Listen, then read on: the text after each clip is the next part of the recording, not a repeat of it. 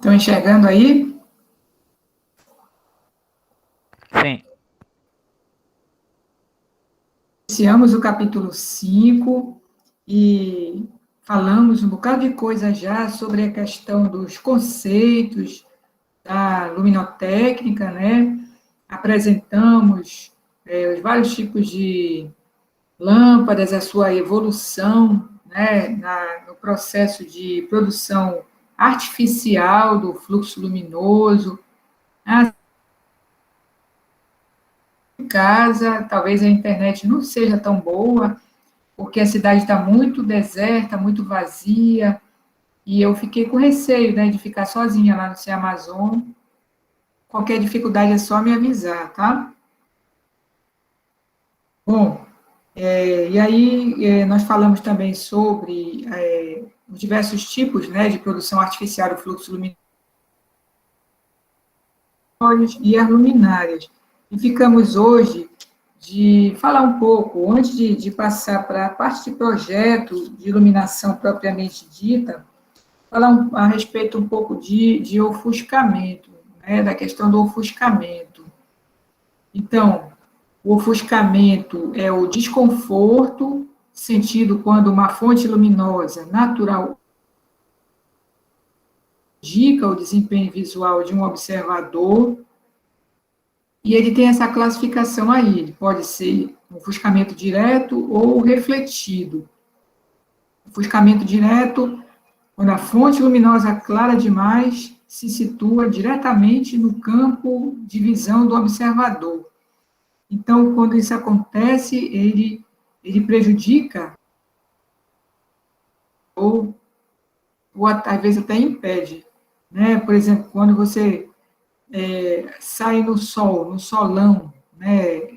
Meio-dia, 2 horas da tarde, e aí tem hora que você não consegue, né? Tem primeiro que esperar o olho se adaptar um pouco, ou tem que usar um óculos escuro. Então, aí é quando o ofuscamento.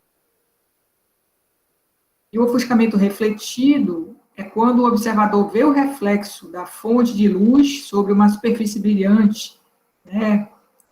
Também chamar de reflexões veladoras, porque elas também empatam, atrapalham, prejudicam o desempenho, né?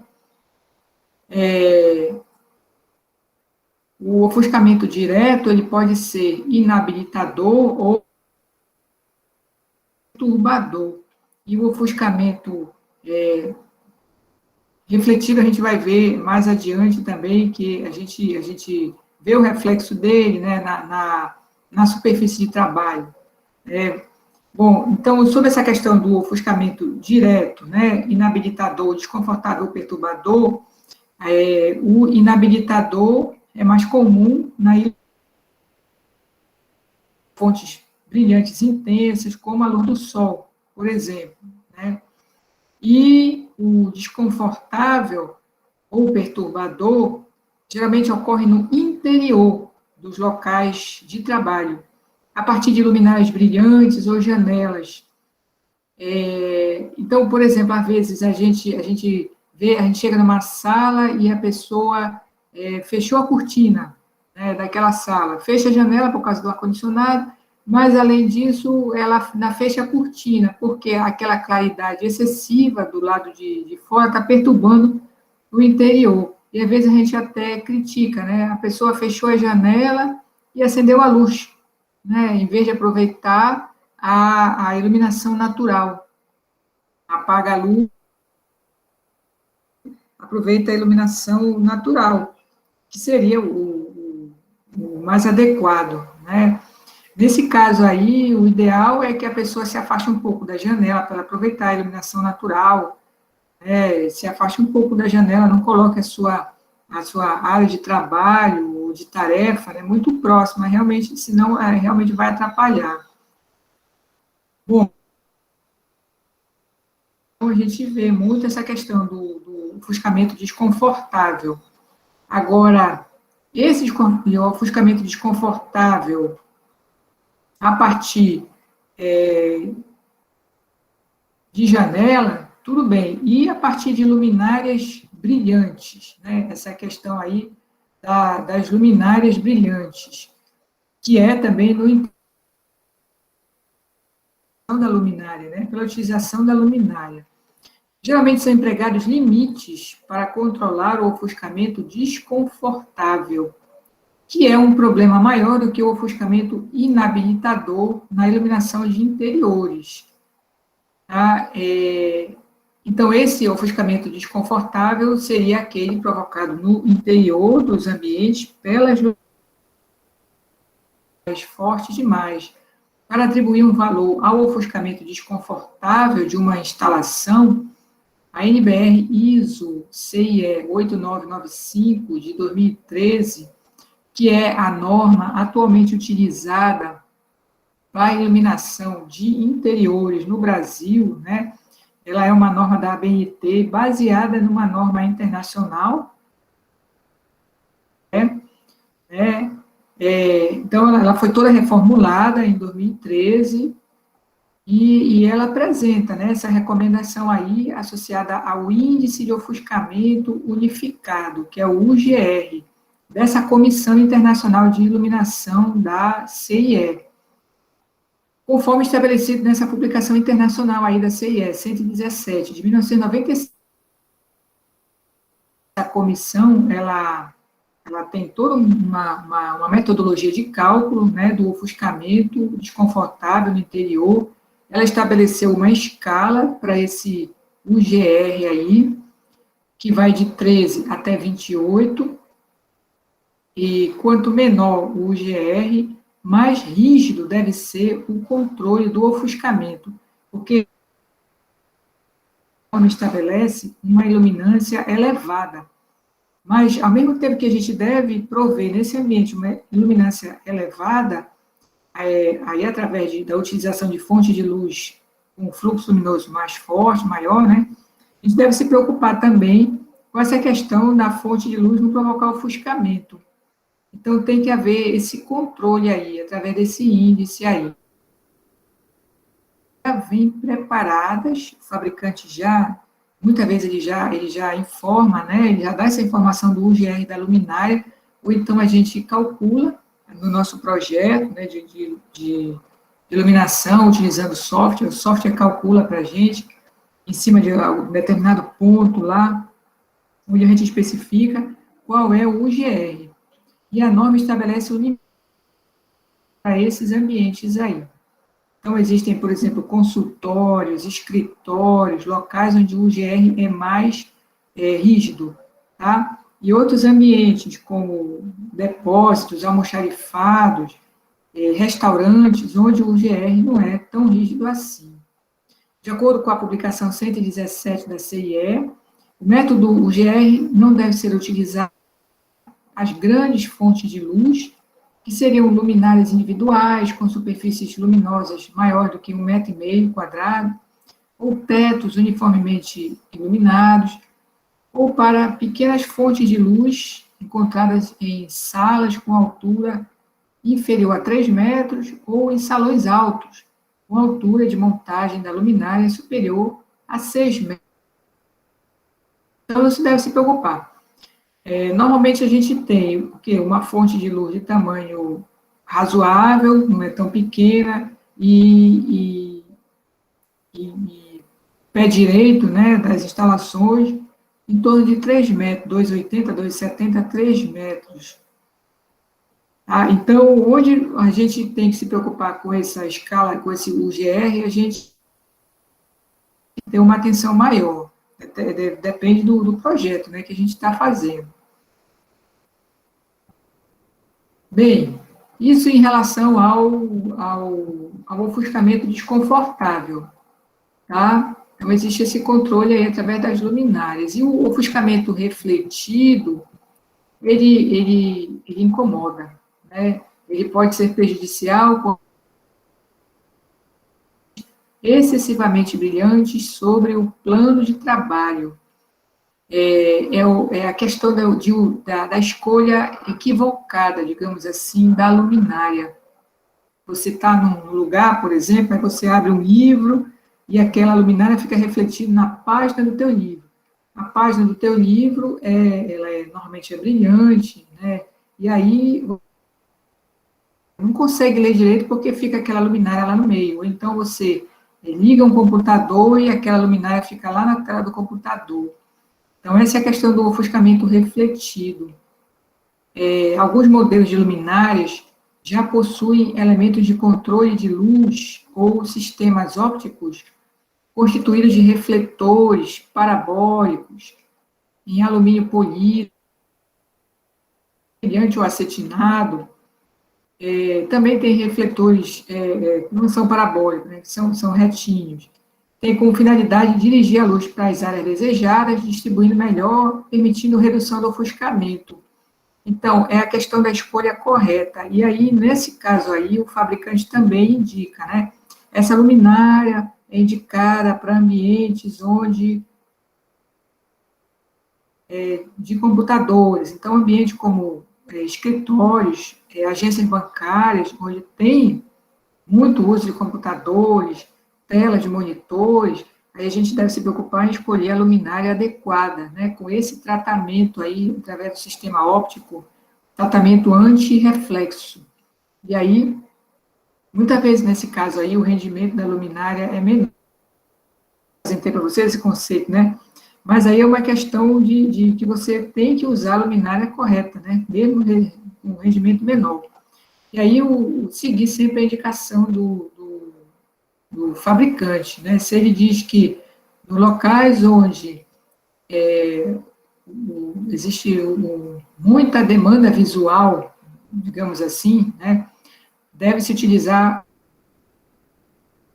então, evitar o ofuscamento refletido. Então, a gente utiliza essa luminária. Para o ofuscamento refletido, os limites de luminância são especificados para luminárias que podem refletir ao longo da linha normal de visão de uma tela, nesse caso aí seria uma tela de computador, né? Inclinada em até 15 graus. Então, no caso, flat de luz. A NBR ISO 8995 recomenda que a luminância não exceda 200 candelas por metro quadrado em telas de monitores utilizados em estações de trabalho com fundo escuro.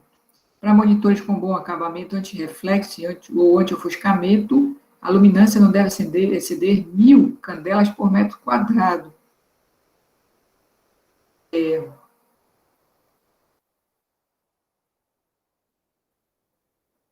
Aqui deveria ter uma figura, ela não apareceu.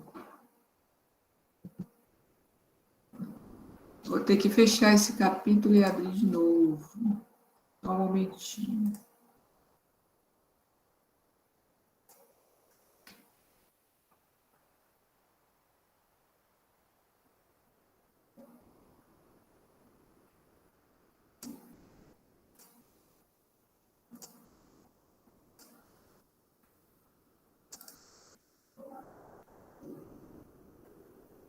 Pronto.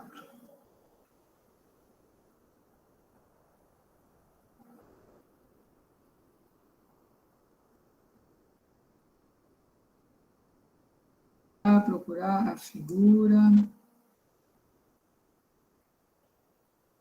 Está dando para ouvir direitinho? Está aqui, né? Está dando sim, professora. Está cortando bem pouquinho. Ótimo. Então, os valores anteriormente especificados devem ser considerados para ângulos iguais ou maiores que 65 graus. Então, aqui a gente percebe que a luminária, quando está aqui a 90 graus, né, aqui da fonte de trabalho, do plano de trabalho, ela não atrapalha muito, né? Agora, quando ela chega em determinado ângulo, é que ela pode atrapalhar e refletir na tela do computador. Tá? E aí, quanto maior for a luminância dessa tela aqui, a probabilidade de aparecer em reflexos, né, nessa tela. Para evitar esse problema, essa questão aí, é só uma questão de escolher a luminária certa, a luminária correta. E, normalmente, quando elas têm uns sistemas ópticos, são aquelas que têm aquelas aletazinhas, elas são as luminárias indicadas para esse tipo de ambiente aqui. preocupar com essa questão aí, né? Às vezes a gente está lá na sala de aula e a luminária está refletindo no quadro. Então, foi uma questão de escolha equivocada da luminária para aquele ambiente lá. E aí a gente vem para a questão do projeto de iluminação. Então, a gente já sabe, né? No projeto de iluminação tem que ter duas preocupações. Primeiro, a escolha correta, a questão do ofuscamento refletido. E segundo, a preocupação com o índice de ofuscamento unificado para evitar a questão do ofuscamento direto, desconfortável ou perturbador, né, que é quando a luminária também é forte dentro do ambiente, no interior do ambiente. E aí a gente se preocupa com esse índice de ofuscamento unificado. São duas preocupações aí durante o projeto de iluminação. Bom, aí vamos ver isso com mais detalhes, então, mais adiante. Um projeto de iluminação ele envolve algumas decisões preliminares relativas ao local, tipo de atividade que vai ser desenvolvida nesse local, conversar com o arquiteto e perceber, né, quais são as necessidades e o que eles pensam para aquele tipo de ambiente. Normalmente, o engenheiro eletricista, ele projeta uma iluminação, assim, mais geral, né, para indústrias, né, escritórios, quando é um ambiente, assim, mais refinado, mais sofisticado, ou quando o cliente é mais exigente, tem um nível de exigência maior, ele contrata o light designer, né, aquela pessoa que se especializou em projetos de iluminação, que criam, assim, cenários para o mais sofisticados. E aí, muitas vezes, nesse caso aí, nessa situação, o light designer, ele não está muito preocupado com alguns itens que eu vou mostrar aqui para vocês, como fator de uniformidade, né, contraste, né, entre a iluminância na área de tarefa e na área de trabalho. Então, ele não está muito preocupado com isso, ele está mais preocupado em embelezar o ambiente, né? As coisas, né? Tanto o aspecto técnico quanto o aspecto visual, né? Não esquecendo também de procurar um sistema mais eficiente possível, né? Eficiência energética melhor possível. Então, eu vou apresentar aqui para vocês assim, um passo a passo para projeto de iluminação de uma forma geral. Não é um projeto feito por um light designer, que aí tem já outra concepção de projeto. Bem, então, a elaboração de um projeto de iluminação, nós devemos considerar, né, o tipo de lâmpada, o tipo de iluminação, as dimensões do local e as cores, que interessam muito, né, se a cor for clara, ela, digamos assim, contribui, né, com a iluminação. Se for uma cor escura, ela não contribui, e às vezes a gente precisa de uma quantidade maior, né, de luminárias, lâmpadas para iluminar o ambiente. A altura das mesas, bancadas de trabalho, máquinas a serem operadas interessam, porque para esse local nós vamos iluminar o plano de trabalho, não é o chão, né? Então a intenção é iluminar o local de trabalho da maneira mais uniforme possível. E a questão da manutenção das luminárias também, não somente da luminária, como também do ambiente, né? Se o ambiente vai ficar sujo, as paredes vão escurecer, né, com o tempo.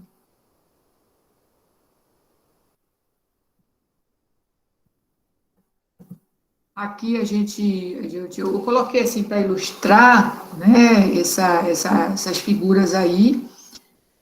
Veja que na figura de cima aparece, né, uma iluminação geral, mais ou menos uniforme aqui. Quando eu digo uniforme é porque ele uniforme das luminárias. Muito embora ele coloque duas aqui e uma para cá, né? Isso está assim com cara assim meio de invenção, mas eu acho que são duas, sempre duas aqui, né? Porque pela foto não dá para ver. Mas de duas em duas, né? Então ele fez ele colocou uma luminária que se integrou, digamos assim, né? Ao teto, né? E ficou bonito, e é uma iluminação geral. E aí a gente vê aqui uma claridade boa, que uma iluminação natural boa que pode ser aproveitada. Como ela pode ser aproveitada?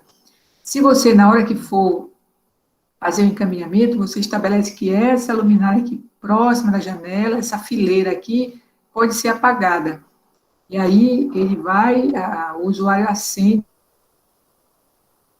outras fileiras mais internas e a fileira próxima das janelas aqui, ela deve ser apagada. Isso daqui está na norma também do regulamento técnico para a qualidade da eficiência energética dos estabelecimentos, né? Públicos, comerciais, de serviço e tal, né? Você é penalizado se você não colocar no seu projeto as luminárias próximas da janela. Então, isso aqui deve digamos assim, um projeto de você, né, quando fizerem, quando você for fazer algum projeto, deve ter isso, tá? Deve conter o projeto de vocês, o acionamento individual das fileiras próximas da janela. Aí, veja que ele enfeitou, né, ele colocou uma iluminação aqui, aqui, né, a gente vê o foco dela aqui, né, e colocou aqui para iluminar aqui as paredes e tal, e colocou mais outras aqui, mais bonitinhas aqui nessa circulação aqui. E essas luminárias aqui, elas têm um ângulo de abertura e tem um foco aqui, né, que a gente percebe aqui. Enquanto a luminária geral, não, a gente não enxerga, né, ela ilumina no geral aqui. Um projeto que ele harmonizou, né, ele harmonizou bem as luminárias. Esse efeito que a gente vê aqui, ele se chama de paredes lavadas. Quando a gente vê, né, o reflexo aqui da luz na parede, agora tem que ser uma parede bonita, né? Bem pintada, bem acabada, né? Lisinha. Se for uma parede mal feita, esse efeito de parede lavada, é a feição da parede. Né? Então, se tiver um projeto de parede lavada, que seja uma parede limpinha e bem, digamos assim, bem acabada, né? Ok? E nesse aqui de baixo é um supermercado, né, onde a gente vê essa fileira toda aqui de luminária aqui, uma atrás da outra, não existe nem espaçamento entre elas, aparentemente é tudo LED. Uma vez eu dei aula no curso de especialização e tinha um aluno que trabalhava deve trabalhar ainda, né, numa grande rede de supermercado aqui de Belém. Ele disse que essa rede utiliza 1000 luxes nos supermercados dela. Então, 1000 luxes é bastante, né? Uma iluminância alta. Então, nesse caso, né, bom, se usar um pé direito alto, o ideal é do GR, né, para esses ambientes. Mas aqui a gente vê que ficou bem feito, né? Ela reflete um pouco no piso só. Mas está 1000 luxes e nem parece, né? A gente vai nesse supermercado aí, nem parece que tem 1000 luxes, porque não ofusca, né? Não atrapalha nada, não ofusca nada. Geralmente, para escritório, a gente usa de 500 a 750 luxes, dependendo do tipo no escritório. Bem, a primeira etapa na elaboração de um projeto luminotécnico é a determinação do nível de iluminamento ou da iluminância. É a designação adotada pela NBR ISO CIE 8995, que eu já coloquei lá eu coloquei no SIGA para vocês o projeto de norma. Quando ela está sendo elaborada, ela pública. Então, esse projeto eu coloquei lá para vocês. Ele é de agosto de 2012 e não mudou nada, eu acho, em relação à norma que foi lançada em março de 2013. Ok? Então, o que vocês lá têm é o projeto. Quando vocês tiverem o CREA de vocês, aí vocês podem comprar da BNT a norma e ela dá até 60% de desconto. São esses 3 índices aqui, né, esses 3 parâmetros que têm que ser considerados, né? A iluminância mantida, a iluminância média mantida, valor abaixo do qual não convém que a iluminância média da superfície seja reduzida, ou seja, a iluminância que a gente deseja, né, para o ambiente, o índice de reprodução de cores mínimo para cada atividade, então, bastante, porque ela já estabelece um índice de reprodução de cores, e aí nós vamos procurar a luminária ou a lâmpada que tenha esse índice de reprodução de cores mínimo aqui, daqui para cima. E o valor limite para o índice de ofuscamento unificado, o GRL associado. Veja que esse UGR aqui, ele é complicado de calcular, né? Ou calculou, já fez lá os testes dele, ou o software calcula. Calcular na mão não dá, não tem condição. A NBR ISO CIE 8995 apresenta alguns requisitos de iluminação, especificando os parâmetros de iluminância média mantida, UGR, e de índice de reprodução de cores, atividades. Se um ambiente, ou tarefa, atividade, não tiver sido considerado, nós adotamos valores recomendados para atividades similares. Então, no capítulo de vocês, eu coloquei lá, né, a equação para calcular esse UGR aqui que tem na norma. Ela vem daquela norma CIE internacional. Mas é o software que calcula ou o fabricante, tá? E em relação a esses parâmetros aí, eu coloquei alguns, né? Eu fiz uma tabela aqui, que eu tirei lá da norma, e coloquei alguns requisitos aqui que a norma estabelece. Mas lá vocês têm a tabela completa lá da norma, tá?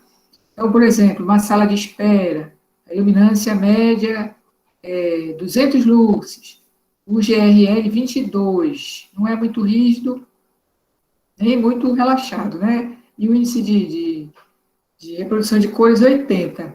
Agora, para a área de circulação, você vê que o GR é 28. Do ofuscamento aí, né? Perturbador, né? E aqui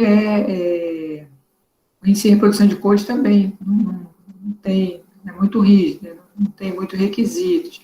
E assim vai. Em compensação, no cabeleireiro, por exemplo, onde as pessoas pintam o cabelo e tudo, né? O GR é 19. Mínimo 90. Então, tem que enxergar tudo direitinho lá, né? A iluminância, o requisito de iluminância é 500 lux aqui. Tá? E aí se preocupar com a questão do ofuscamento, né? Tanto o perturbador como o refletido, né? Bom, e aí, como eu falei para você, o escritório depende do tipo de atividade. 2 páginas lá de tabela, mas a norma tem muito mais atividades. Bom, e aí, antes de começarmos os exemplos propriamente ditos, eu gostaria de apresentar alguns conceitos importantes da norma. O primeiro conceito é de área de tarefa. Área parcial em um local de trabalho, onde a tarefa é uma mesa, né? Os valores de iluminância recomendados pela norma devem ser mantidos sobre a área de tarefa. Em áreas onde um trabalho contínuo é realizado, a iluminância mantida não pode ser inferior a 200 lux. Bom, então aqui é uma bancada, uma mesa de trabalho, e aí tem o entorno imediato. A área situada no mínimo meio metro de largura ao redor da área de entorno imediato pode ser mais baixa que a iluminância da área de tarefa, de acordo com a figura a seguir. É porque é o seguinte, normalmente, o que acontece? Tem uma região, por exemplo, embaixo da luminária, e aí ilumina mais. E aí, nas laterais, né, nos corredores, assim, entre uma mesa e outra, por exemplo, entre uma luminária e outra, ela ilumina um pouquinho a gente vê essa diferença. A intenção é criar nesse ambiente uma iluminância média, geral, né, que seja uniforme, mas nós vamos enxergar contrastes, né, contrastes no ambiente lá. E aí ele diz que se a iluminância requerida na área de tarefa for, por exemplo, maior ou igual a 750 lux, pode ser inferior a 500 lux, justamente para não provocar fadiga nos órgãos visuais, por causa daquele contraste muito grande, né, entre o claro e o escuro. Né? E quando for, por exemplo, 500 lux, não pode ser inferior a 300 e assim por diante.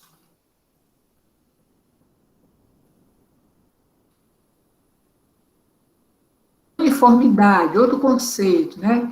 Razão entre o valor mínimo e o valor médio da iluminância de um ambiente.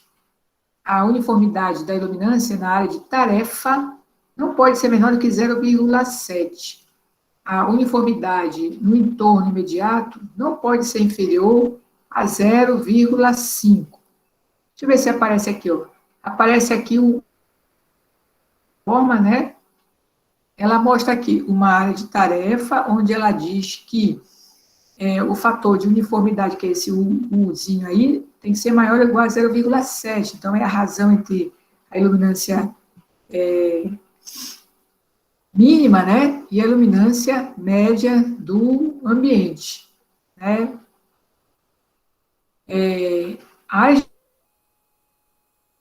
Uma sala inteira, como em escritórios e salas de aula, com arranjos flexíveis de mesas, ou locais onde a área de tarefa se estende até o limite da sala. Uma faixa marginal de meio metro de largura, próxima às paredes, pode ser iluminada. Tá? Então, quando a área de tarefa não puder ser definida com exatidão, a gente pode combinar diversas áreas de tarefas e formar uma área maior. Nas áreas maiores citadas anteriormente, pode-se adotar um fator de uniformidade maior ou igual a 0,6, assumindo-se que a condição de fator de uniformidade maior ou igual a 0,7 é sempre atendida nas áreas de tarefas individuais. Então, nesse caso aqui, por exemplo, né, ele definiu aqui a área de tarefa, o entorno imediato, em torno da área de tarefa, né, de meio metro, como foi definido lá. Agora, se eu tiver um escritório cheio de mesas de trabalho, aí ele mostrou aqui possíveis áreas de tarefas individuais, onde o fator de uniformidade deve ser maior que 0,7, relação entre a iluminância mínima e a iluminância média, né? Área de trabalho, ele já juntou todo mundo de trabalho e disse que aqui o fator de uniformidade pode ser 0,6. E o entorno imediato ao restante da sala, onde ele diz que o fator de uniformidade pode ser 0,5, seria uma área de circulação, por exemplo, próximas das áreas de trabalho e de tarefa. Agora, não procurar que o contraste não seja tão grande assim, porque aí vai provocar discussões aqui. Ele mostra, né, áreas de trabalho horizontais no escritório, né, área de entorno aqui, e ele mostra aqui como,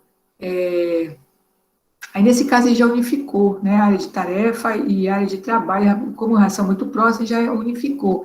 A sala de aula é a mesma coisa, né, como uma área de trabalho. E aqui ele faz uma distinção entre planos verticais de trabalho e plano horizontal de trabalho e plano vertical, né? O plano vertical seria aqui o quadro, por exemplo. Né? Então, ele mostra aqui áreas de trabalho horizontais e verticais, uma sala de aula com arranjo flexível. Aí ele diz que essa faixa de meio metro, próximo aqui das paredes, pode ser desprezada no cálculo do fator de uniformidade. Não precisa me preocupar muito com ela. Eu vou calcular o fator de uniformidade aqui dentro da área de trabalho. Né? E o escritório com arranjo conhecido, as áreas de trabalho incluem a mesa de tarefa e o espaço do usuário. Aí isso aqui é, né? Os armários, balcões, estantes podem ser considerados como área de tarefa vertical, desde que sejam muito usados, muito consultados, toda hora pega um papel, abre, fecha. A área vertical inicia a meio metro a partir do nível do solo, termina na altura da área de trabalho. Para estantes de escritórios, pode-se considerar a altura máxima da área de trabalho 2 metros do nível do solo. Então, meio metro acima e até 2 metros acima é a área de trabalho. E aí você pode calcular o fator de uniformidade também nessa região aqui. E verificar se ela está bem iluminada, né? Áreas industriais, aqui uma mesa de trabalho, pode ser definida considerando todas as tarefas onde os serviços são realizados e meio metro de largura em torno da área de trabalho.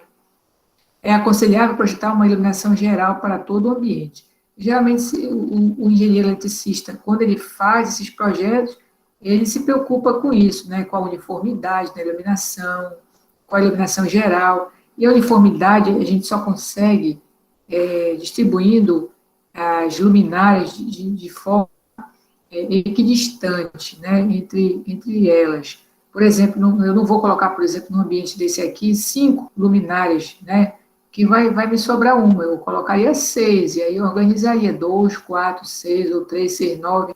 Então, é complicado se colocar o número de luminárias, né, que não dê, assim, para dividir uniformemente pelo ambiente. E o método que a gente emprega para fazer o nosso projeto aqui é o método dos lumes. Tá? Se tiver alguma dúvida, é só perguntar. Em relação ao fator de uniformidade, é mais fácil a gente encontrar, a gente conseguir calcular através de software, tá? Eu vou mostrar para vocês alguma coisa aqui. Bem, o método dos lumes, ele calcula o fluxo luminoso total necessário para a uniforme no ambiente. Tá? Então, nesse caso aí, eu vou procurar luminárias que me produzam fluxo luminoso, né, e espalhado, digamos assim, no ambiente, não é concentrado. Bom, e aí o fluxo luminoso eu encontro multiplicando, né, a iluminância desejada, estabelecida na norma, pela 2 fatores aqui, que podem contribuir para que esse fluxo aqui aumente, né, no resultado dele, são menores do que o fator de depreciação e o fator de utilização. O fator de depreciação leva em consideração a diminuição do fluxo luminoso de um aparelho provocada pela utilização das lâmpadas, pela poeira, pela sujeira que se depositam sobre os aparelhos e pelo escurecimento progressivo das paredes e teto. A questão da manutenção do próprio ambiente, além da manutenção das luminárias, da limpeza das luminárias com uma certa frequência, né? Bom, antigamente tinha a questão do enegrecimento do bulbo das lâmpadas, né? Lâmpadas envelhecidas, com o tempo também iam perdendo, o fluxo luminoso ia caindo, tanto que se considera, os fabricantes têm que considerar 100 horas de uso para especificar, né, o fluxo luminoso, digamos assim, estável, né, estabilizado das luminárias. Hoje em dia, os fabricantes de LED, eles dizem que isso já não é uma ação, digamos assim, para as luminárias de LED, nem para a lâmpada tubular LED, nem para a luminária que já vem com LED integrado. Eles dizem que o fluxo luminoso fica contínuo, não reduz com o uso, né, da luminária, tanto que a vida útil dela é bem maior, né, em torno de 25.000, 30.000 horas. Né. E existe já mais ou menos, né, não é regra, né, não é norma, né, essa questão aí de ambiente com boa manutenção, a gente considera 0,8, né, o fator de depreciação, e manutenção ruim, ambiente mais sujo, né, como depósito e tal, 0,6. Tá? Mas isso aqui, a norma apresenta também uma metodologia para calcular o fator de depreciação, tá? Isso aqui seria mais, assim, algo que se foi adotando, os engenheiros adotaram ao longo dos anos, mas não está enorme, né? Por exemplo, se o projetista achar que o fator de manutenção dele é 0,9, ele usa no projeto dele um fator diferente de 0,8. A relação entre o fluxo luminoso que chega ao plano de trabalho e o fluxo luminoso total emitido pelas lâmpadas, sendo determinado em função do tipo de lâmpada a ser utilizado, sua potência e o modelo da luminária, das refletâncias médias do ambiente, determinadas em função das cores do teto da parede e do piso e do índice do recinto. Bom, esse fator de utilização, ele normalmente vem tabelado, é uma tabela única, né? Cada conjunto, cada sistema de iluminação, cada conjunto, né? Lâmpada, luminária, ele traz um fator de utilização que foi já definido antes. Não existe uma tabela genérica que eu possa usar de um ambiente para o outro, de uma luminária para outra. Então, quando eu vou fazer meu projeto, eu preciso dessa informação, né, do fator de utilização, daquele conjunto lâmpada luminária, ou daquela luminária integrada LED. Isso daí, o fabricante, ele fornece. Atualmente, eles têm fornecido mais o arquivo IES, que já vem com todas as informações fotométricas, né, das luminárias, e ele é para ser rodado no Dialux. Alguns fabricantes ainda fornecem a tabela, né, porque a gente também, vou mostrar aqui para vocês como fazer o projeto na mão. E aí, se eu vou fazer o projeto na mão, eu preciso dessa tabela aí. E aí a Abalux, que é um fabricante conhecido, né, essas tabelas aí de fator de utilização. Você entra no site, faz um pequeno cadastro bem simples, e aí você consegue, né, baixar aí essas informações técnicas, digamos assim, da luminária, da lâmpada, do conjunto que você quer utilizar, e aí, com essas informações técnicas, vem a tabela de fator de utilização. Ela se preocupa com as dimensões do ambiente, com a questão da refletâncias, e a distância, né, entre a luminária, que é a fonte de luz, e o plano de trabalho, né? Essa distância, a gente considera a distância líquida. Aí você vai subtrair, né? Você vai pegar o pé direito, o plano de trabalho, se tiver o pendente, se tiver forro. Quando ela não é definida, pode-se adotar um plano horizontal e dizer que o plano de trabalho, quando não for definido, é 75 centímetros de altura, né, quando ele não é definido. Já as refletâncias, algumas vezes elas são fornecidas, né, pelo fabricante, tá, da tinta, do revestimento. E aqui algumas refletâncias normalmente adotadas, né, para teto, parede e piso. Depende muito também do que o fabricante da luminária te apresenta na tabela dele. Se tu disseres, não, a minha superfície aqui, a refletância dela é 75%, mas na tabela dele lá só tem 70%, se tiver na tabela dele aí. Eu coloquei algumas tabelas aqui de refletância de cores que eu encontrei, né,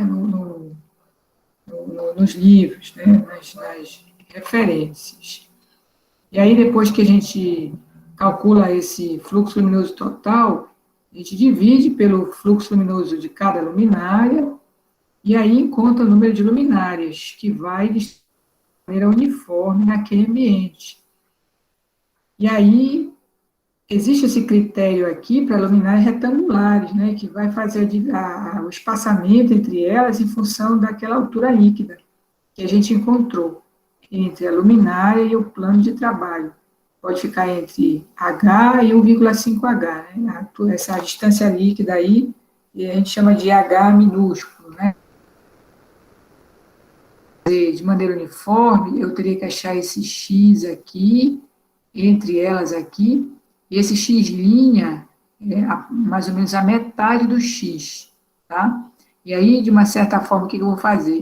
A luminária, ela tem a sua curva fotométrica, né? E aí, aqui, entre elas, vai ficar o quê? Vai ficar a curva de uma e de outra contribuição, tá? E no outro sentido é a mesma coisa, né? Você vai também fazer o espaçamento aqui, e da última luminária até a parede é a metade desse espaçamento, nos dois sentidos, né? Largura e comprimento, você mais ou menos faz assim, né? Isso para luminária retangular. Quando ela é redonda, então a gente vai dar um número maior também. O espaçamento fica entre 1,5 m, 2 m, 2,5 m. Normalmente o espaçamento naturalmente já fica menor. E aí não precisa se preocupar em enquadrar, digamos assim, nessa faixa em função do H, quando ela tem dimensões menores. A avaliação do consumo energético, a gente também vai calcular nos nossos exemplos, né? Ela, a partir de 3 parâmetros, né? O primeiro parâmetro é a potência total instalada, que é a somatória de todos os aparelhos instalados na iluminação daquele ambiente. A densidade de potência, que divide a potência pela área do ambiente, o próprio nome já está dizendo, né? Densidade, então é watt por metro quadrado. E a densidade de potência relativa, sem luxes de iluminância, aquela minha densidade de potência. Então, como é que eu vou comparar? Como é que eu vou fazer uma comparação de dois ambientes diferentes? Não dá para comparar pela densidade de potência, se vocês tiverem, por exemplo, metragem diferente, área diferente. Eu comparo pela densidade de potência relativa, porque aí, em função da iluminância, né, ela é parametrizada para cada 100 luxes de iluminância, sendo que o que entra aqui no denominador é o iluminamento final, alcançado com o número de luminárias adotado. A iluminância final daquele ambiente aqui é que entra nesse denominador. E aí eu consigo, né, comparar, porque eu já parametrizei. Então, vamos ver um primeiro exemplo aqui de projeto. Projetar a iluminação de uma sala de projetos com 18 metros de comprimento, 10 metros de largura, 2,80 metros de pé direito, ou seja, de altura interna aqui, né? Normalmente, os coloca o pé direito externo, né, entre um andar e outro, de 3 metros, né? E aí, lá dentro, tem o forro, por exemplo, né? Aí vai sobrar uma altura líquida aqui dentro, que seria 2,80, 2,70 no mínimo, né? Mas, normalmente, entre um andar e outro do prédio, a distância... Bom, aí eu imaginei um ambiente como esse aqui, né? O ambiente está bem iluminado, ele é largo, ele é amplo, o teto e as paredes são brancos, o piso não é tão claro assim, porque não pode ficar tudo claro, tem que ter um certo contraste, senão fica cansativo também, né, para os olhos. E, então, é uma sala de projetos, então ela tem muito computador, uma sala de projetos moderna, né, tem muita demanda visual, né, cada sala, cada mesa tem, nessa mesa aqui, né, tem um desktop e um notebook, então tem muito computador, muita demanda visual, ok? Aí não esquecer sempre, né, que quando tem mais de uma fileira de luminária no ambiente, a fileira próxima das janelas, aqui das aberturas, ela deve ser individual, né, que possa ser apagada pelo usuário para ele aproveitar a iluminação natural, sempre que possível, né, que também que não vá acontecer aquele ofuscamento. Para evitar o ofuscamento aqui, direto nas janelas, o arquiteto mesmo ele já projeta, né, uns sistemas aqui que vão quebrar o sol aqui por fora. Então, aí já vem do projeto, né, do arquiteto, né, evitar que esse ofuscamento aqui se torne perturbador aqui para o o usuário, que ele possa aproveitar a iluminação natural, né? Outra coisa que a gente pode fazer aqui é um acionamento, uma luminária sim, uma não, uma sim, uma não, né? Bem, fora esses detalhes aí, foi que eu considerei aí. Uma iluminância de 750 lux. Lá na norma, né, e encontrei, deixa eu ver se eu botei aqui, não botei, né? Se eu não botei, vou voltar aqui e mostrar aqui, né? Aqui na norma tem escritórios. Aí tem aqui desenho técnico, ler, escrever, teclar, processar dados. Conferência com luz controlável, ou seja, dimerizável, né? Então, ele tem 3 opções aqui. Eu considerei essa parte aqui, né, de desenho técnico, tá? Onde a iluminância, o requisito, né, de iluminamento são de 750 lux, é relativamente alto. O GR é bastante rígido, 16, e o índice mínimo de reprodução de... E onde eu poderia usar esse de 500 aqui? Por exemplo, na sala da secretária, né? Pode ser esses 500 aqui, na sala de reuniões. Aí os requisitos já são outros, ok? Então, nesse caso aí,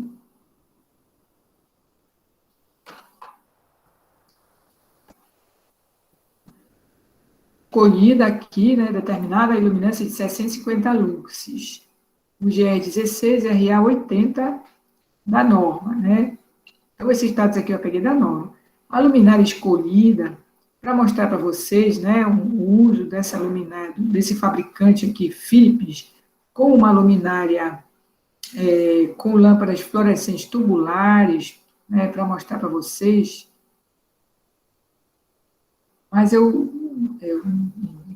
por questão didática, eu vou mostrar para vocês a aplicação dessa luminária aqui, a TBS 910, com 4 lâmpadas. Veja que pelo código eu já consigo enxergar que são 4 lâmpadas de 14, desse modelo C5 aqui, que é o mais eficiente, né, ou um dos mais eficientes, né, atualmente em uso, tá? Aqui é a cara da luminária TBS 914, 4 de 14 C5, com reator eletrônico da Philips, de embutir, com refletor parabólico porque a gente vê que esse sistema óptico aqui, ele tem uma curvinha, esse refletorzinho aqui tem uma curvinha. Parabólico brilhante, tem acetinado também. Aletas parabólicas brilhantes, são essas aletas aqui, elas que são parabólicas aqui, né? Indicada para área de alta demanda visual, onde o uso de computadores é frequente. Então, o que acontece? A gente vai no fabricante e vê as opções dele, né? Entre as opções, eu escolhi essa daqui, né? A TBS 910. Esse panfleto aqui é para TBS 910, para TBH 925. Tá? Veja que está aqui, ó, um escritório cheio de computadores e tal. Luminária para iluminação comercial, de interior, de embutir. Celulares T5 de 14 ou 28 watts. Né? Sistema óptico, características diferentes, de acordo com distintas exigências. Veja, mais adiante aqui, eu não sei o que aconteceu com o meu computador, vou ter que apagar tudo que eu tinha aberto e abrir de novo. Philips, luminária comercial, TBS 910.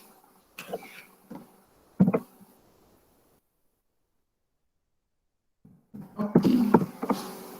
Então, e aí ele apresenta os sistemas ópticos aqui, ó. A acabamento brilhante, acabamento acetinado, painel branco perfurado, bem aqui, ó, acabamento acetinado com painel branco, ou acabamento brilhante com painel branco, brilhante, painel branco perfurado, e aí vocês vão perguntar mais qual é a diferença, né? Acabamento brilhante ou acetinado.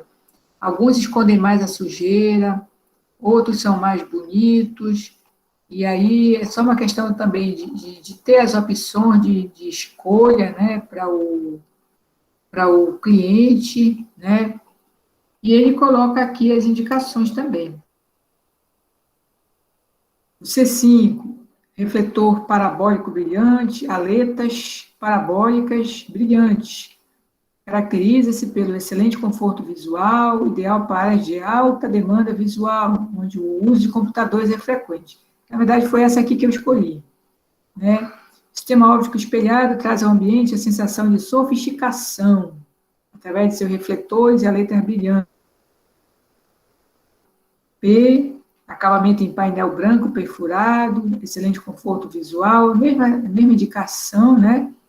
Sofisticação, deixa o ambiente requintado. Então, às vezes, é uma questão só de escolher os modelos, né? Esse C5B também, a mesma coisa, é indicado para ambientes onde precisa, né, de conforto visual. Painel liso deixa o ambiente moderno e agradável. Para cada um deles, associar aqui um adjetivo, né? Aí tem aqui o M5, conforto visual, dificulta a visualização de pó ou partículas ao longo dos seus refletores, faz com que a luminária se integre ao forro, mas também de cá. Então, aqui ele se preocupa com a questão do ofuscamento refletido aqui, tá? A mesma coisa aqui, dificulta a visualização de pó, de partículas, então tem vários modelos aqui que podem ser utilizados, tá? O rendimento também muda, né? O C5, o rendimento é de 70%, ou 64%,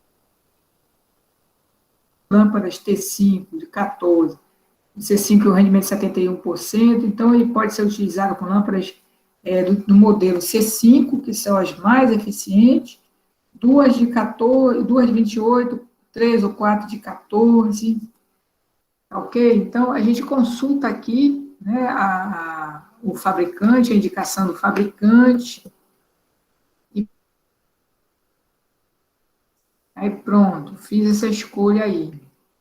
E daquela escolha lá, eu peguei essa tabela aqui de fator de utilização. Tá? Então, é importante também associar, né? Olha, TBS 910, 4 de 14, C5, brilhante. Então, essa tabela aqui, ela é única para esse jogo aqui, né? De luminária,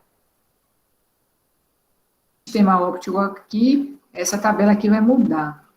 E a curva? Bem, a curva de distribuição luminosa, ele só parece aqui a metade, mas ela é simétrica, né? Do lado e do outro. Quando ela tem essa curvinha aqui, tipo asa de morcego, Batwing, né, que o fabricante chama, essa curva azul aqui,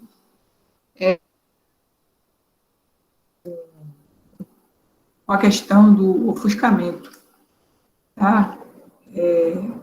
Refletido, né, provocado nas superfícies, né? Então, ele apresenta aqui, né, os fatores de utilização e essas curvas aqui.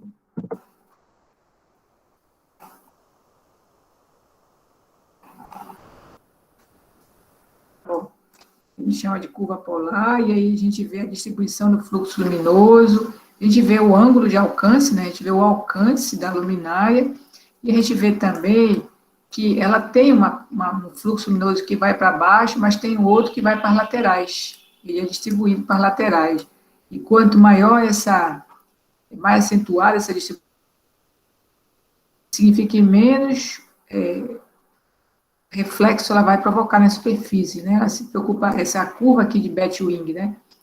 se preocupa mais com a questão do ofuscamento refletido. Então, com esse tratamento aqui anti-reflexo, são utilizadas nesses ambientes aí.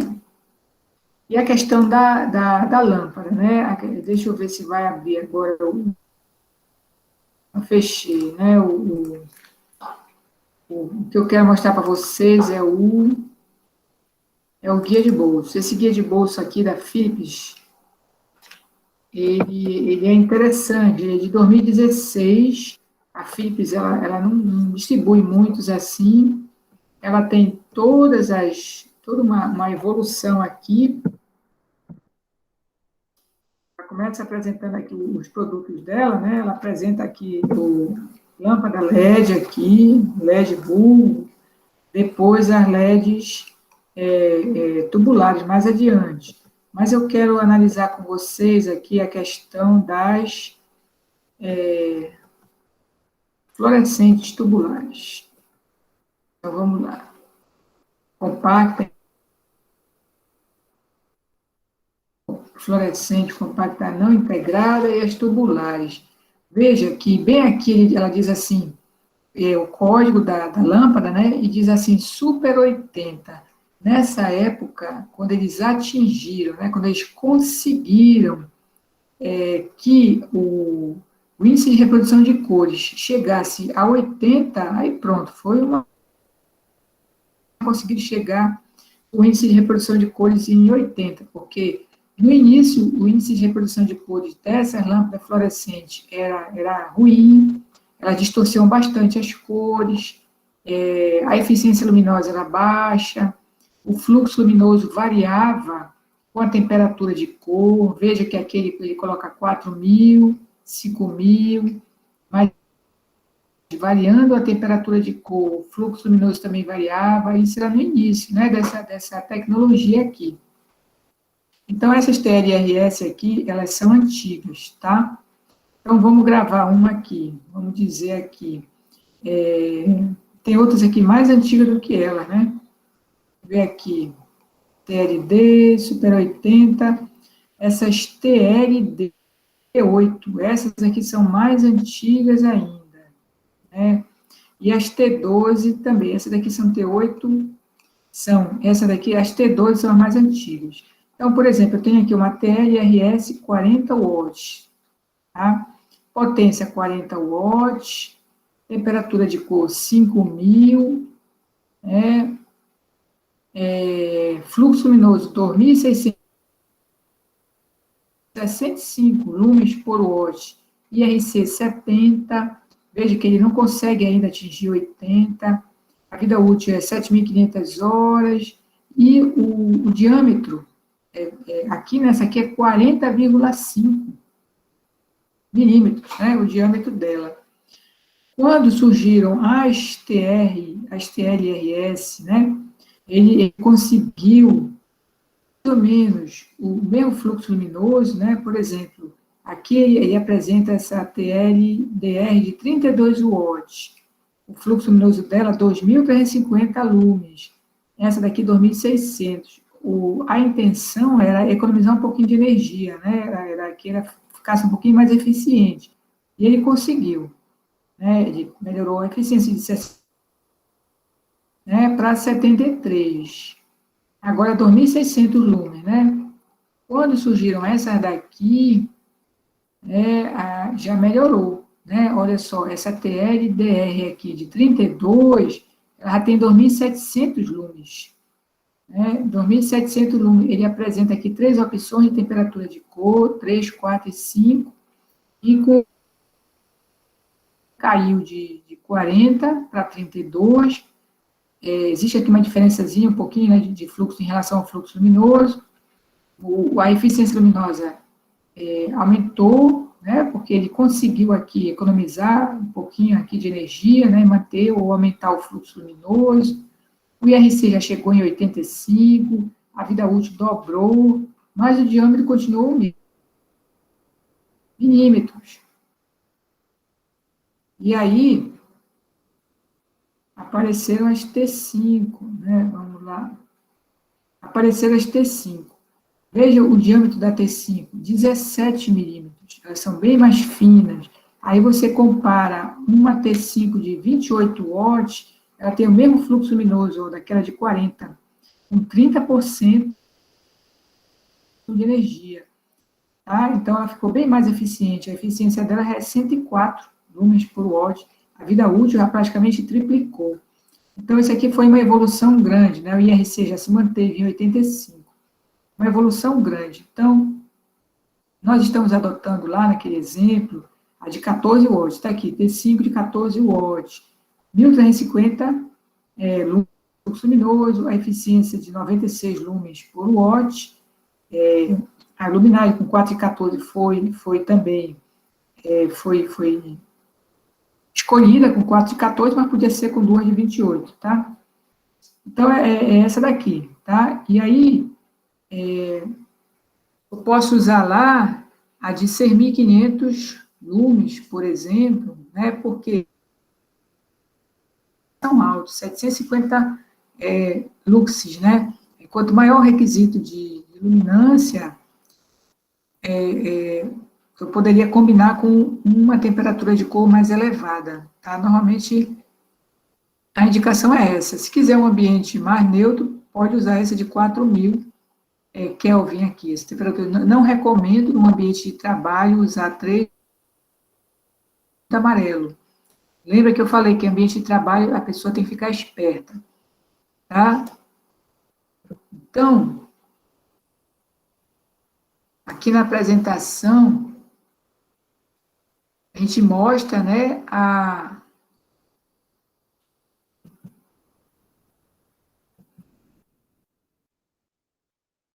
lâmpada aqui.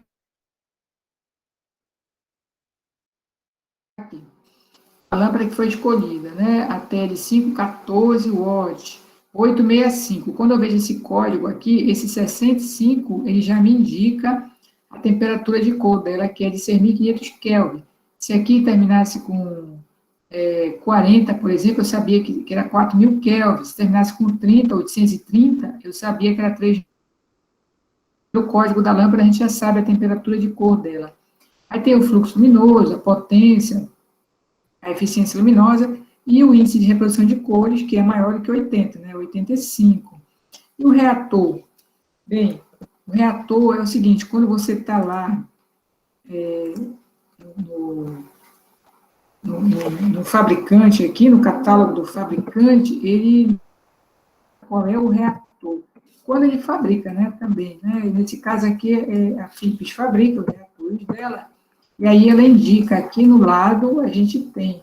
Quando tem outros equipamentos auxiliares, eles também vêm indicados aqui. Então, aí, quando você está especificando a lâmpada, você sabe quando você vai precisar usar o equipamento auxiliar. Ele vem indicado pelo fabricante. Ela dá aqui uma série de opções de reatores aqui, a partir dos 50, né? Então, seria para a lâmpada de 14 watts. Nesse próprio catálogo aqui, mais adiante, tem, ele é um catálogo de bolsa, compacto e tal, tem vários tipos de reatores, vai desde os que a gente não deve usar, né, que são os eletromagnéticos, de baixo fator de potência, vamos ver aqui. De baixo fator de potência, que a gente não deve escolher.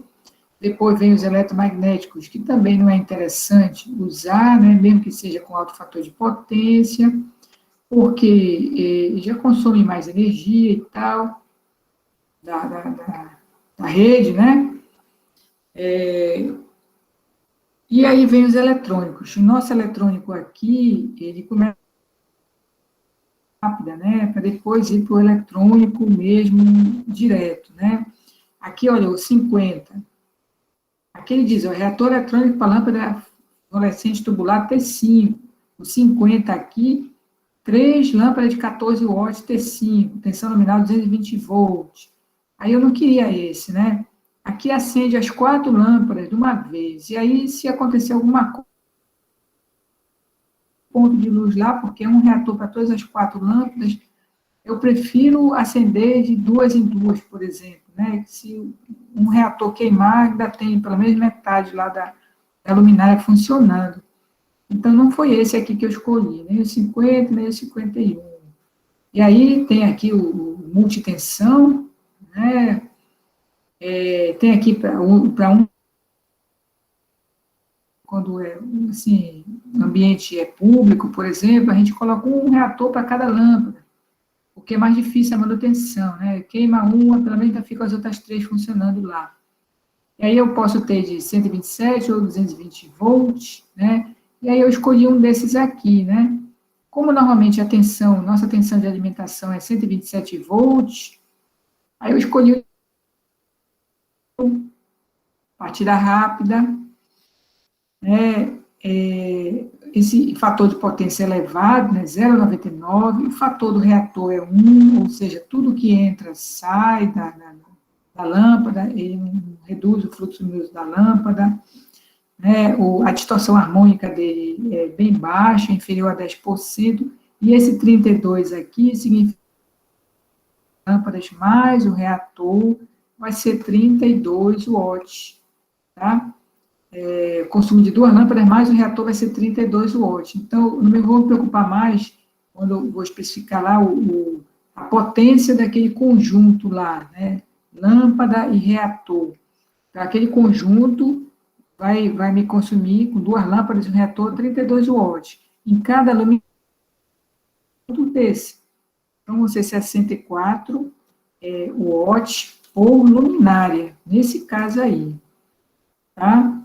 Então, aqui, o reator escolhido foi esse, de 1, 2 de 14, 28A26P da Philips, com essa tensão nominal de 127 volts, fator de potência 0,99, potência total de um com eles, né? 2 lâmpadas de 14, mais o reator, 32 watts. Então, eu escolhi um reator duplo, tá? 2 lâmpadas. Aqui a luminária, aqui a parte do reator que foi escolhido lá, com todas as suas características aqui, elevado fator de potência, eletrônico. Aí, pronto. As minhas escolhas iniciais,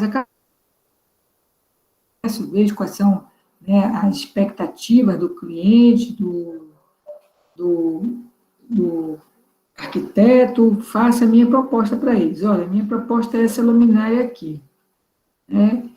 E aí, vou fazer meus cálculos agora, né? O primeiro cálculo que eu faço é o do fator do local, que vai utilizar, né, dividido por comprimento mais largura, vezes a altura líquida, né, onde eu vou pegar o meu pé direito, de 2,80 metros, vou subtrair 25 centímetros do forro, eu estou supondo, isso daqui eu adotei, né, mas eu tenho que olhar no projeto do arquiteto para verificar isso. 75 centímetros de altura da bancada de trabalho, que não, né, esse 75 aqui, quando não me vem informação nenhuma. Então, eu tirei aqui 1 metro, né, a minha distância líquida entre a luminária, né, considerando que ela está lá rebaixada lá, embutida no forro, e meu plano de trabalho aqui, né, é 1,80. É onde eu vou realizar minha tarefa aqui, ok? E aí eu vou ter que considerar aqui as refletâncias nessa ordem, teto, parede e piso. Veja que essa aqui, normalmente eu coloquei aqui, novamente, né, a tabela de fator de utilização. Para o teto, ele considera 80, 70, 50, 30 e 0. 0 quando está tudo no escuro, né, quando não tem, né, não tem nada, né, então eu posso considerar aqui. Eu considerei para o teto 70%, para as paredes 50%, ele diz que o teto e as paredes são brancos, né? E o piso, eu coloquei 30% para ver mais um certo contraste, né? Para não ficar tudo branco demais. Bom, e aí aqui me deu 3,57. É o fator de área, que é o K, né? Eu vou jogar ele aqui nessa tabela. Eu arredondei para 4, porque ultrapassou de 3,5. Tem gente que faz por interpolação, né? Então, tem várias formas de encontrar isso aqui. Eu arredondo, né? Se tivesse abaixo de 3,5, eu faria por 3. E aí, esse cruzamento aqui da refletor do local me deu 0,8. Então, eu encontrei um fator de utilização de 0,8. Lógico que um software, né, vai fazer as contas de muito mais precisão do que eu, né? O fator de depreciação, considerei um ambiente mínimo, também adotei 0,8. Tá? Se vocês não estiverem entendendo, me falem, por favor. E aí eu joguei na equação para calcular o fluxo luminoso total. Tá? A iluminância desejada para o ambiente é 750 lux. As dimensões, né? Ele tem 10 por 18, esse escritório. Fator de utilização e fator de depreciação que eu encontrei foram 0,8. Encontrei uns requisitos, né, de fluxo luminoso total para esse ambiente de 210.937,1 pelo fluxo luminoso de cada luminária. Em cada luminária eu vou colocar 4 lâmpadas de 1.350 lumens cada uma, né? Então, eu encontrei aqui 39 luminárias para esse ambiente, que eu arredondei para 40, porque é um ambiente retangular, né, e achei por bem colocar 40. Por quê? Porque eu pensei em dividir, né, para 40, para 39, né, seria... Aí aqui vai ser tentativa e erro, né? Aqui, por exemplo, fileiras com 3 luminárias e 13 no comprimento, vão me dar 39 luminárias, né, no ambiente. Bom, eu arredondei para 40 porque eu coloquei 5 por 8, tá? 5 na largura e 10 no comprimento. Aí eu fiz aquela conta aqui para achar aquela faixa, né, de distanciamento entre as luminárias. Então, meu H deu 1,80, né? Então, o X e o Y, eles ficariam entre H e 1,5H. Então, eles ficariam entre 1,80 m e 2,70 m. É o distanciamento entre elas, né? E o X', que seria a metade do X. Então, poderia ficar entre 0,9 e 1,35. Mesma coisa para o Y', espaçamento lá nas extremidades, tá? Bom, e aí, então, isso aqui é tentativa e erro. Por quê? Se esse espaçamento aqui ficar maior, né, do que o limite máximo, eu posso concluir que aqui, calculei pouca luminária. Se ficar menor do que o limite mínimo, eu posso concluir que eu coloquei muita luminária nesse ambiente aí. Bom, aí posso dar uma repensada ou não, posso achar que desse jeito tá bom e ficar. Isso aqui não é uma coisa obrigatória, né? Não é uma coisa fechada. É só uma orientação, digamos assim. Aí eu resolvi colocar 5 luminárias na largura. E aí, como é que eu vou calcular o espaçamento entre elas? É muito simples, né? Eu vou dividir a largura é de 10 metros, vou dividir por 5, que é o número de luminárias que eu quero colocar naquele ambiente. Encontrei 2 metros de espaçamento entre elas. Nas extremidades, deu certinho, né? Para ficar 1 metro, a metade aí do X.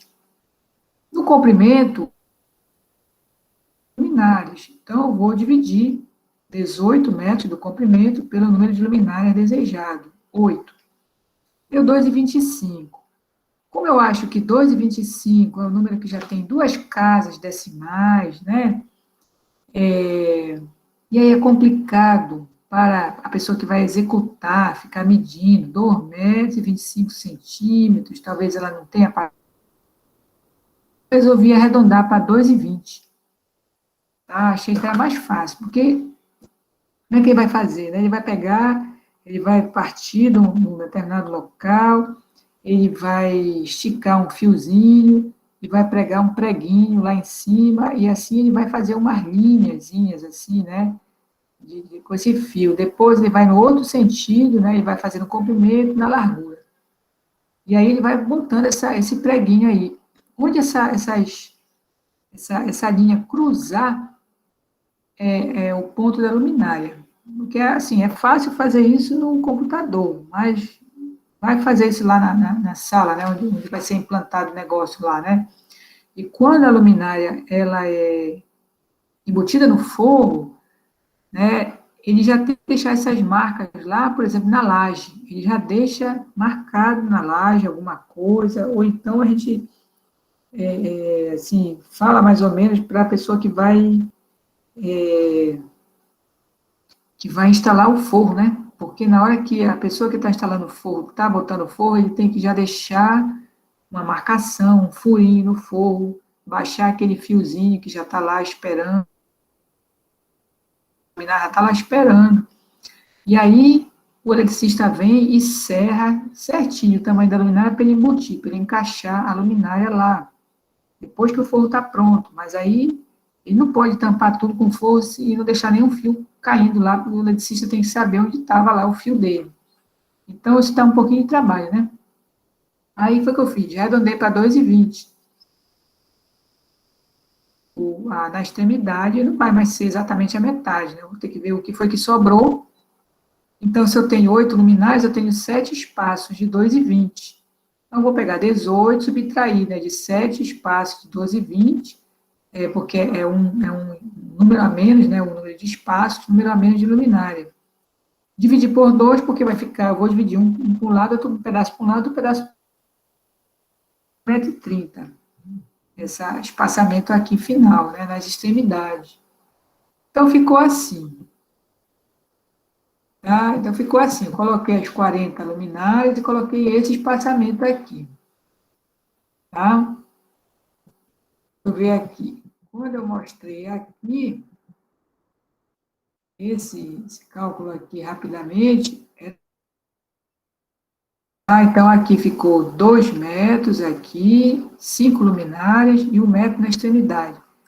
E aqui ficou 2,20, 8 luminárias e 1,30 na extremidade. De tal sorte que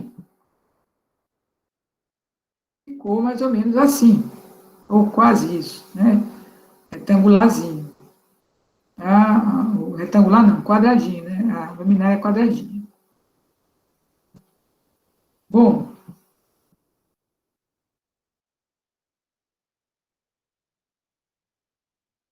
então, já que eu adotei 40 luminárias, eu vou descobrir qual foi a iluminância final, porque a iluminância final esse número aqui para 39 luminárias. Qual vai ser a iluminância final do ambiente? Aí eu vou isolar o E dessa equação aqui do fluxo luminoso. Então, está aqui o E, né? É igual a filhinha vezes fator de utilização, fator de depreciação sobre a área do ambiente. Então, isso daqui veio porque eu peguei o E dessa equação aqui do fluxo luminoso. Aí eu pergunto, né? Por que eu coloquei filhinha, né? Porque é a única coisa que vai mudar aqui, porque eu não mudei de luminária, nem nas cores do ambiente, não mudei o fator de depreciação, nem a área do ambiente. Mas a iluminância final vai mudar porque eu adotei agora 40 luminárias. 5.400 lúmenes por luminária, que é 4 vezes 1.350. Então, veja que é importante, né, quando você vai calcular o fluxo, a iluminância final, né, calcular o fluxo luminoso final com o número de luminárias que você adotou no seu projeto. Isso aqui é um erro muito comum nos trabalhos, né? Ele não faz isso. Ele pega aquele fluxo luminoso inicial, e, por exemplo, ele joga aqui com 700, vem aqui, né, na equação ele vai jogar 750, por exemplo, e aí está errado. Calculei aqui 210 mil, ele vai e repete isso aqui na equação, mas se o número de luminárias mudou, você tem que recalcular isso aqui. E aí eu encontrei 768 lúxes para esse ambiente aí. E a iluminância planejada é 750, aumentou um pouquinho, tudo bem. Até 5, 10% de diferença é aceitável. É você planejar 200 luxes com o ambiente, no final você encontrar 600 ou 700 luxes. Tem alguma coisa estranha aí, né? Bem, aí a potência total instalada seria 40 luminárias, de 64 watts em cada luminária, né? São dois conjuntos de 32 watts. Divide por 1.000 para achar em quilowatts. Então, a potência total instalada Esse ambiente aí foi 2,56 kW. A densidade de potência, bom, vou dividir, né? Aí já vai ser em watts por metro quadrado, aí vai ser a potência em watts, 2.560 por 180 metros quadrados, vou ter 14,2. E a densidade relativa de potência, eu vou dividir, né, essa densidade por 768 por 100. Aí o 100 passou para cima, né? Por isso esse 100 aparece aqui em cima, porque eu estou parametrizando para cada 100 lux de luminância. Aí o 100 vai para o numerador.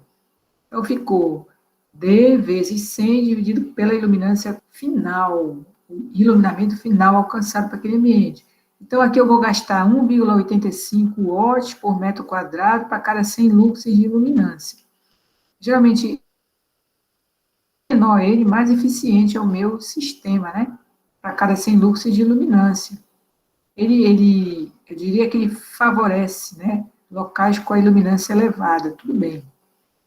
Mas é isso aí mesmo. Porque aqui, por exemplo, vai gastar 14 watts por metro quadrado. Se considerar em termos de consumo, né? É isso aqui mesmo. Agora, em termos de eficiência, para cada 100 lux, menor o DR, melhor. E aí eu só vou conseguir comparar dois ambientes para saber, olha, esse daqui eu gastei 1,85 watts por metro quadrado para cada 100 luxes. E nesse outro aqui eu gastei 2 watts por metro quadrado para cada 100 luxes. Então, eu estou gastando mais em um do que no outro. Então, para cada 100 luxes de luminância. Então, por aí é que eu vou comparar a eficiência dos sistemas escolhidos. Mas e se eu quiser comparar, eu vou pegar esse daqui agora e vou fazer uma proposta para iluminação com LED. É válido também. Faz uma proposta para iluminação com LED e ver quanto é que vai ser a densidade relativa de potência. Aí tu vai saber quem é mais eficiente. No geral, eles são bastante equivalentes, né? Eles se equivalem bem. Quando você escolhe uma lâmpada T5 com fator de potência, ele se equivale à iluminação em LED atualmente, tá? Você não perde. Agora, lógico que você vai perder em termos, assim, de manutenção, de tempo de vida útil, né? Enquanto uma dura 25 mil horas, a outra vai durar o quê? 20 ou 15. E uma é muito mais simples não precisa de equipamento auxiliar, então, e aí você tem que ver também o tempo de retorno, né, porque o LED é mais caro, né, então o investimento é maior com o LED do que com a fluorescente tubular. Hoje em dia, a tendência é a gente escolher a iluminação em LED já, tá, para, digamos assim, projetos novos, tá? Então, no Cigar, eu deixei para vocês lá esse catálogo aqui, tá? Do guia de bolso da Philips, tá? Ele é bastante interessante, mas, lógico, assim, hoje em dia a gente encontra no site, se tem uma boa internet, um pouco de paciência, né? Tem lá todas as informações no site. E aí, o que eu estou fazendo aqui apresentando para vocês o passo a passo para a elaboração de projetos de forma manual, né? Mas eu ainda vou mostrar para vocês aqui o Dialux, né? E aí eu vou postar para vocês, para quem tiver interesse, né? Um aluno meu que fez estágio comigo no laboratório, no semestre passado, ele postou lá e preparou, né, um guiazinho, né, para aprender a usar o Dialux, tá? Assim como tem lá do AutoCAD, que eu fiquei despreocupada, que eu tem do Dialux também. E aí, nesse catálogo aqui, além das fluorescentes tubulares, a gente encontra os outros tipos de fluorescentes, compactas e tudo. E aqui, né, a gente estava comparando o desempenho, né? Eu estava mostrando para vocês que as T5 aqui são bem mais eficientes. Ela não pegou muito no mercado. A gente encontra mais de 28. né, e a de 13, né, também. A gente encontra mais a de 14 no mercado, mas tem algumas mais eficientes ainda. E a vida útil, né, é bastante já elevada, então ela se equivale às tubulares de LED. O Inmetro baixou uma portaria dizendo que das lâmpadas tubulares LED, ela não pode ser inferior a 0,92, se eu não me engano. Então, por quê? Porque você não vai regredir, né? Você tem já fator de potência de 0,99 dos reatores eletrônicos, e justamente para ambientes comerciais, muito eficientes, você não vai regredir em relação às tubulares LED, que elas vieram, digamos assim, né, justamente para entrar no mercado, para competir com as T5, né, elas vieram para competir com as T5. Então, o fator de potência não pode ser, aqui, ó, 30 mil horas, a vida útil. O IRC, ó, o IRC dela, uma vez, já ainda deixa a desejar, né, por exemplo, aqui, mas é o mínimo que tem lá, estabelecido lá na ISO 8995, né, e o fator de potência é 0,9, né, o fator de potência mínimo estabelecido lá pelo Inmetro, tá, porque elas vieram justamente para competir com as T5, onde elas disputam mesmo o espaço. Bom, eu falei ainda muita coisa, preciso ainda, né, falar muita coisa ainda de teoria, de apresentar catálogo e tudo. A intenção é focar mais nos exemplos, tá? Na próxima aula, apresentar mais 2 exemplos e depois seguir adiante. E aí, a gente vai apresentando, né, algumas características importantes que tem que, para digamos assim, chamar atenção